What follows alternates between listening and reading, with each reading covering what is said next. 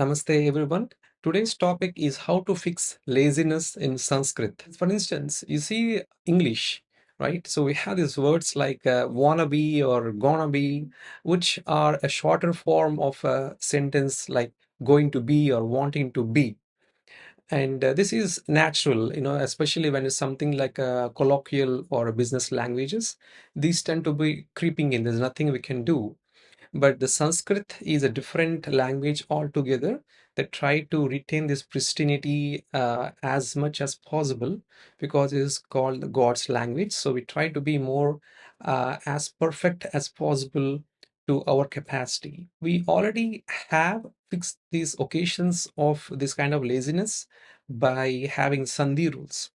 The rishis, they all introduced this the sound variations when two letters come next to each other, and so that it doesn't take much effort for us to pronounce them within a word or next to each words, so that it's going to have the smooth transition between a letter to letter within a sentence. It's okay if you have some kind of a laziness, kind of a very kind of a swallow or drop some letters in like normal conversations, because people can still understand.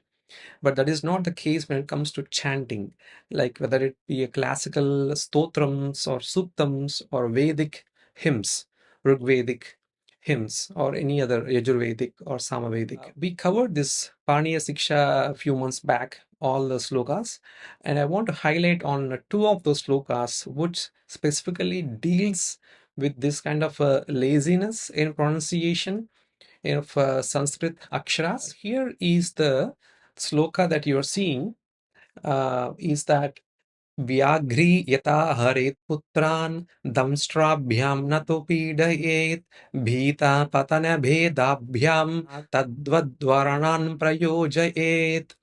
So what it means is, just like a tigress holds the cub, its baby, in the teeth, because it doesn't have arms like humans, so they have 4 feet, so they have to use their teeth. So she holds the cub so gently so that it doesn't fall off onto the ground while holding it, or it doesn't hurt it, or doesn't break it, break skin or so on and so forth when it's holding between the teeth.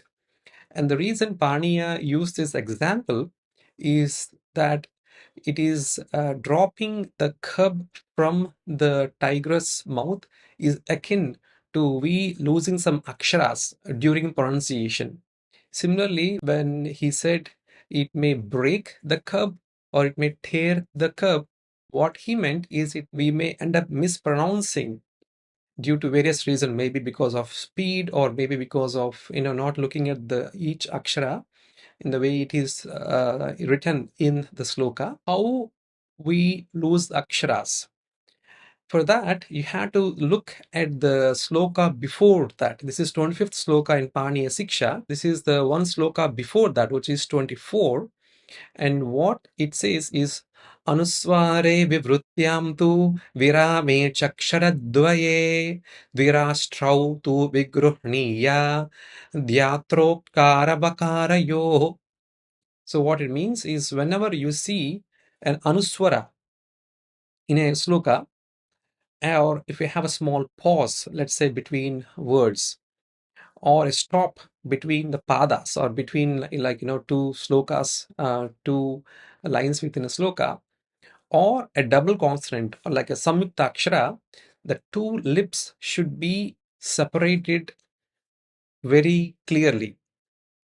For example, what he's giving is, when you see two letters au and va coming to next to each other, our natural tendency is to say au va, right?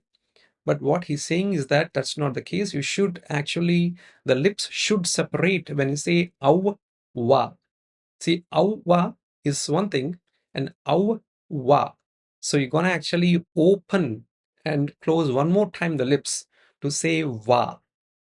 So this actually means a lot, because the sounds will change as you pick up on these kind of habits. This will creep into other places of chanting. That's why he is being very clear about it. You have to give a proper enunciation of the letters using your lips. So let's take an example here. Next one is, this is a sloka in Hanuman.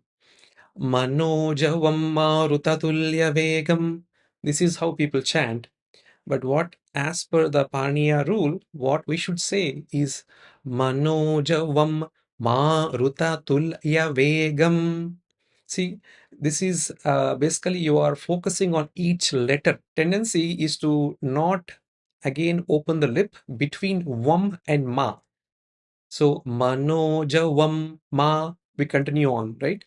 But that's not the case. You should say manojavam.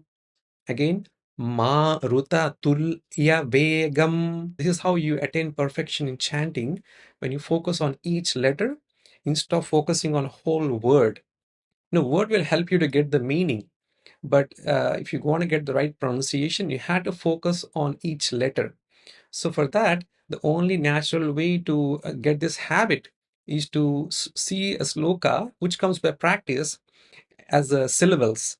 So as you see here, if I break it up each and every letter from the earlier sloka, it comes out like this.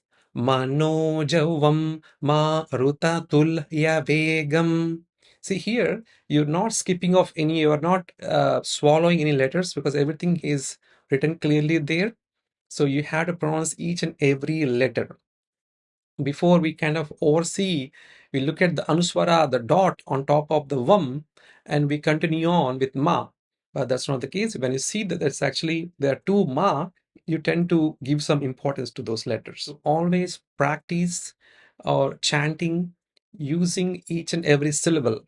And later on, as you perfect it, it'll become more smooth, and you need less effort, get the right sounds in order to get the right desired fruits that we are aiming for.